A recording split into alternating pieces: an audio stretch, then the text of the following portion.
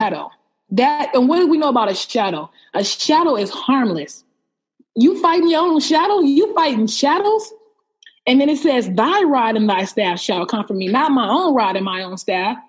Not my own anything. Thy rod and thy staff shall comfort me. So just the breakdown of those words alone, I was like, that makes so much more sense. I just used to say this in repetition because I was told to in church, but it didn't even make any sense to me. Like I was still out there fighting every time, not physically fighting, but I would get into debacles with people over things that was not even my own battle.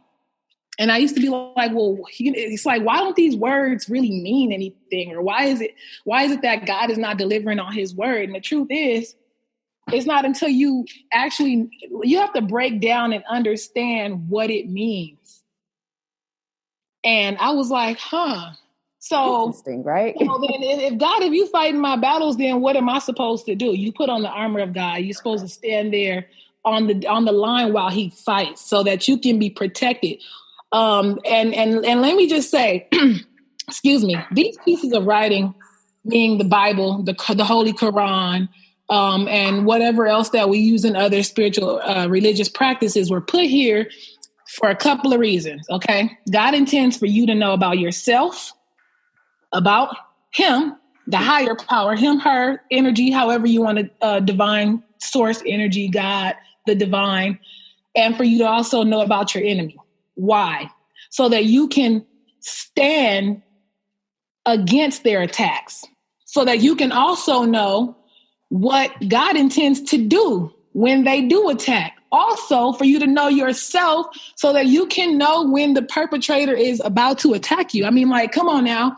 That's what it's supposed to be for, not to be recited like some, like, I don't know, a song that just now, again, it means nothing. So religion has definitely led us, a lot of us astray. We've got to a certain point in life where we're still lost. We still go to church because we're sick. Church is not a place of confirmation of the word for a lot of people. So I definitely did stay out of the church because I feel like I healed a lot by myself because I was able to hear direct downloads and messages from the divine himself. And that's how I am here. And I'll listen to a message that maybe T.D. Jakes or Bishop Noel Jones or whomever else, the Minister Farrakhan, a lot of them will mention stuff, and this will be their public addresses or something like that to their followers. And I'll be like, it'll be an aha moment for me because it was confirmation. God already gave me that same message. So I'm thinking, well, I must be on the same spiritual plane as them if I already got that divine download. And now you're telling everybody else. It could be as small as a scripture. Oh, okay. Like, and that's actually very, like, literally what you just said was so powerful because it literally plays a huge role in what we are as a nation, as a country, what we are literally fighting against today, right now, as we speak, as you said that. Mm-hmm. So everything you just said was a divine message for others to receive because, again, you healed at home. God is saying, stay home. You had to get with yourself and listen, right? Receive these messages. And guess what God is saying? Hey, be quiet. Let me handle this. I got this. You get what I'm saying? So what people need to understand or should understand today is God is literally present in what's going on, right? And that leads into, let's talk about what I had sent you something a week ago. Yeah, the message. I had sent you a message from NOI.org, which is the Nation of Islam.org. And the minister Ishmael was speaking on behalf of the Honorable Louis Farrakhan. And if you guys are interested in just listening to it or watching it, it is called The Lull Before the Storm, right? And that basically means the calm before the storm, right? And right now, I think we're experiencing the calm because God is saying, hey, I'm here, I'm present. Some of y'all already knew this. Like I knew this. Me and Jane will have these conversations. Jazzy. We will have these conversations, right? And we will sit here and talk about certain things. And guess what? we'll hear the message through the Honorable Louis Farrakhan or some other source that we may be listening to on whether it's YouTube or, hey, she done shared something with me. So a lot of this message came from where we already knew. It was just kind of like confirmation. You know what I mean? And that also plays a part in, again, the presidential thing that's going on right now. You have the Trump supporters out here really, really angry. Then you have people that's super excited about Joe Biden. But this is the thing. It doesn't matter who's in office. This is God's fight. Right? You know what I'm saying? This thing, isn't it black against white? It is. Black against white.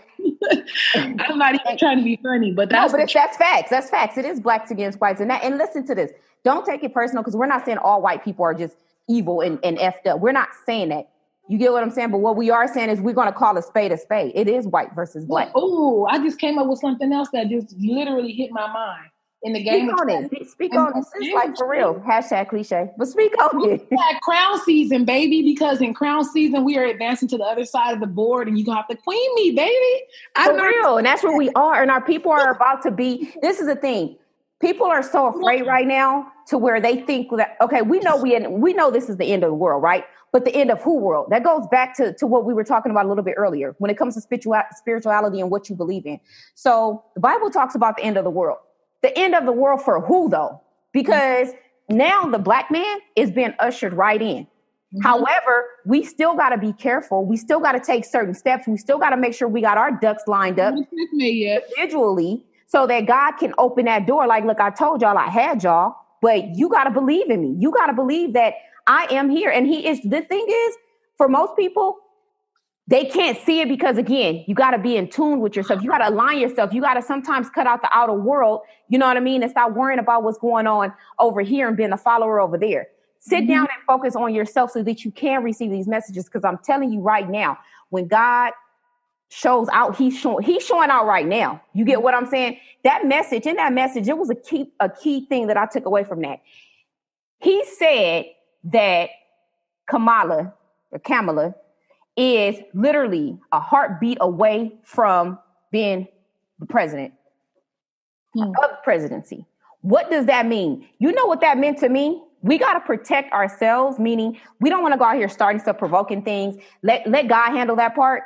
And we need to understand that if something happens, she's right there. She's literally a heartbeat away. So we put her in some type of danger too. Mm-hmm. You get what I'm saying? And a lot of people are like, well, Kamala, y'all, that's her character. Y'all attacking her character, this, that, and the third. For me, it's about the fact that she's a black woman. It ain't even about politics for me. Mm-hmm. It's about the fact that she's a black woman standing in a vice presidency spot. You get what I'm saying? Right. God allowed that to happen. God allowed Joe Biden to be where Joe Biden is because who knows? Maybe Joe Biden is the person that's going to just maybe listen to God and do something for us. We may not get what we all of what we want, but we may get something. And as long as we get something, that leads us to where we really need to go, which is separation from the white man. Period. I think that that's the only way we're going to grow, but we got to understand that I think what's going on right now, it's not even a thought. I believe what's going on right now is there's a transition happening. The transition is the end of their world, the end of the white man world. We talk about the 6,000 years, right? The end of their time. Their birth rate is what? 0%. Okay. So for every person born in there as a Caucasian, one of them is being taken out. So they have a 0 birth rate, right? And now you have the black people standing into their purpose. Jazzy, we was just talking about this the other day, how people are getting back into their meditation. They're getting back into their herds. They're getting back into, connecting themselves with their higher power. We're getting back to the root. Why? Because God is saying, listen, it's time for y'all to come home. It's time for you to listen to me, to open up. It is y'all time to shine. It's now, and I'm not saying all black people are gonna make it through the gates, right? I'm not saying that.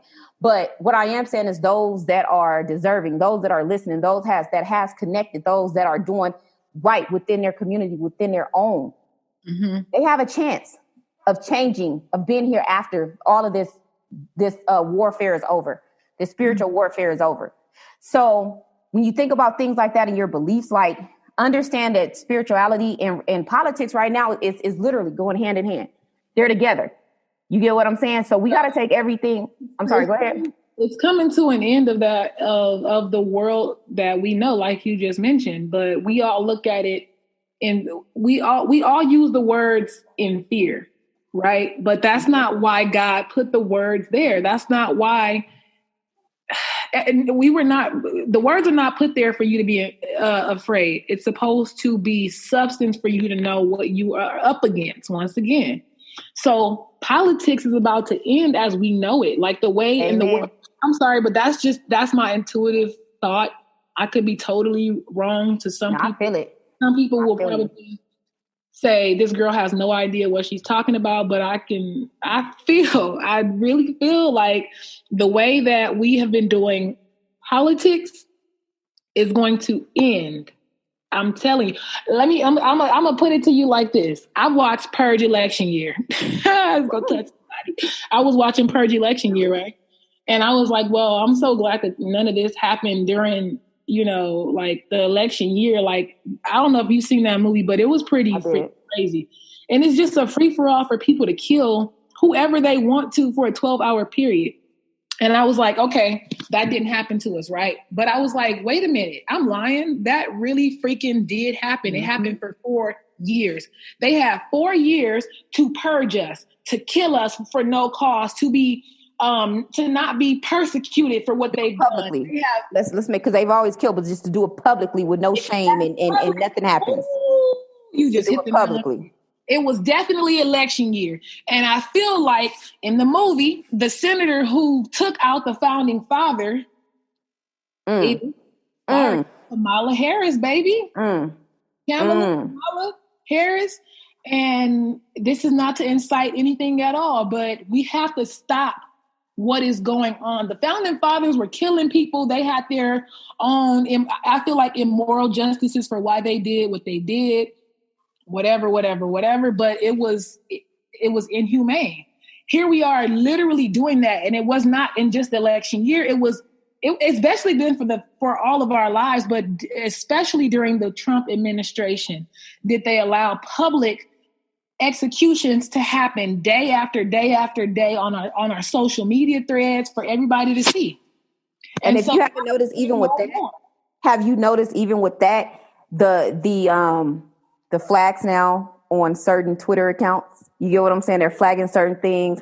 I was watching the news. Let me give you guys a perfect example of how things are changing. So election week, right? I'm watching the news.